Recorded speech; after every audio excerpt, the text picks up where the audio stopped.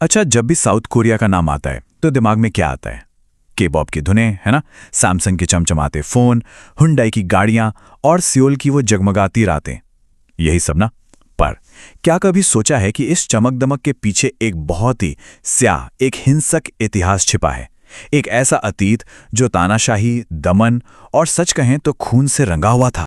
देखिए, आज का साउथ कोरिया एक वाइब्रेंट डेमोक्रेसी है, टेक्नोलॉजी का तो सुपर पावर है ही और कल्चर के मामले में पूरी दुनिया पर छाया हुआ है।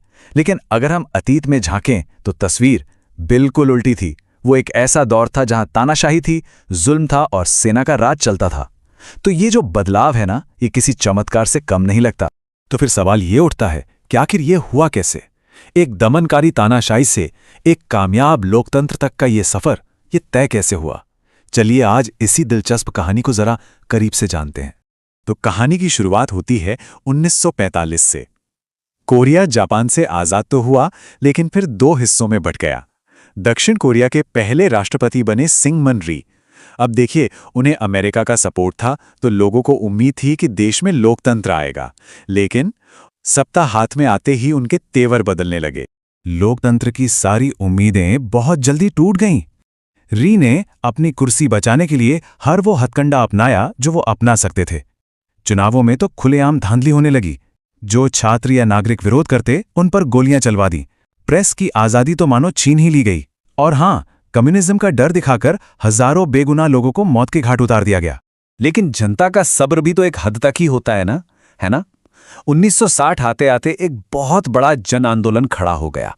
इसे आज अप्रैल क्रांति के नाम से जाना जाता है।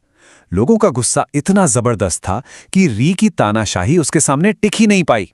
नतीजा, उन्हें देश छोड़कर भागना पड़ा। ये लोगों की पहली और बहुत बड़ी जीत थी।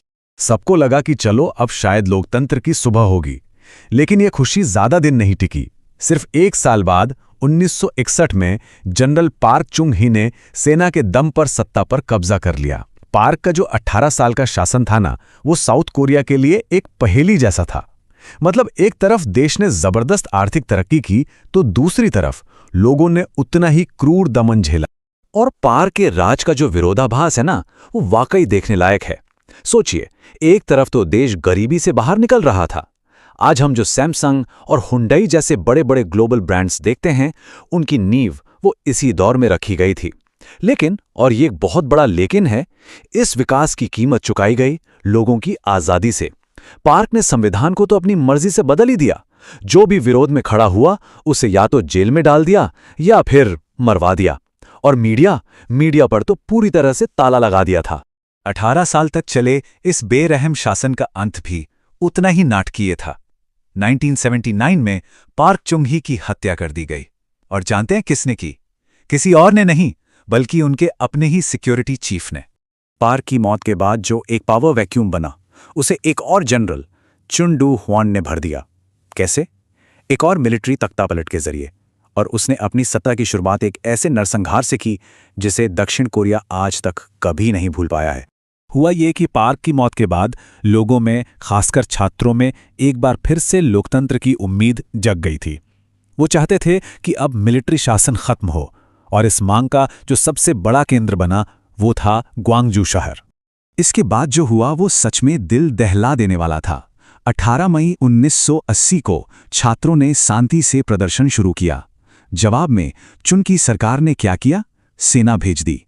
और फिर सेना ने अपने ही लोगों पर, अपने ही नागरिकों पर गोलियां बरसा दी। सड़कों पर टैंक उतर आए। देखते ही देखते कुछ ही दिनों में हजारों लोग मारे गए। इतिहास में इसे ही ग्वांगजू नरसंहार के नाम से जाना जाता है। ग्वांगजू के जख्मों ने लोगों के अंदर दबे हुए गुस्से को जैसे एक आग में बदल दिया। सालों का जो दर्द था, वह पूरे देश में एक बड़े आंदोलन में बदल गया। साल था 1987, जब दक्षिण कोरिया के इतिहास का सबसे बड़ा लोकतंत्र समर्थक आंदोलन शुरू हुआ। ये एक टर्निंग पॉइंट था। छात्र, मजदूर, ऑफिस जाने वाले लोग, हाउसवाइफ्स, मतलब हर कोई, लाखों की तादाद में आम नागरिक हर शहर की सड़कों पर उतर आए। सबकी बस एक ही मांग थी, तानाशाही खत्म करो। लोगों की इस जबरदस्त एकजुटता के सामने आखिरकार सेना को भी घुटने टेकने पड़े और लोकतंत्र का रास्ता साफ हो गया। इस आंदोलन का सीधा असर ये हुआ कि एक नया लोकतांत्रिक संविधान लिखा गया। और फिर 1988 में कई दशकों के बाद देश में पहले आज़ाद और निष्पक्ष चुनाव हुए। तानाशाही का वो लंबा और अंधेरा दौर आखिरकार खत्म हो ही गया। तो साउथ कोरिया की ये कहानी हमें सिखाती क्या है? ये असल में एक ही देश के दो चेहरों की कहानी है। एक चेहरा है जबरदस्त आर्थिक विकास का और दूसरा चेहरा है आज़ादी के लिए दी गई अनगिनत कुर्बानियों का। और इस पूरे सफर का जो सबसे बड़ा सबक है ना, वो शायद इस एक लाइन में छिपा है कि देखिए, विकास तानाशाही से आ तो सकता है, जैसा कि पार्क के राज में हुआ भी, लेकिन सम्मान और असली आज़ादी वो सिर्फ और सिर्फ लोकतंत्र ही दे सकता। और यहीं पर ये कहानी हमें एक बहुत बड़े और यूनिवर्सल सवाल पर लाकर खड़ा कर देती है। सवाल ये कि क्या किसी भी देश के लिए आर्थिक विकास इतना ज़रूरी हो सकता है कि उसके लिए नागरिकों की आज़ादी की ही बलि दे दी जाए? दक्षिण कोरिया का इतिहास इस सवाल पर हमें बहुत गहराई से सोचने पर मजबूर करता है।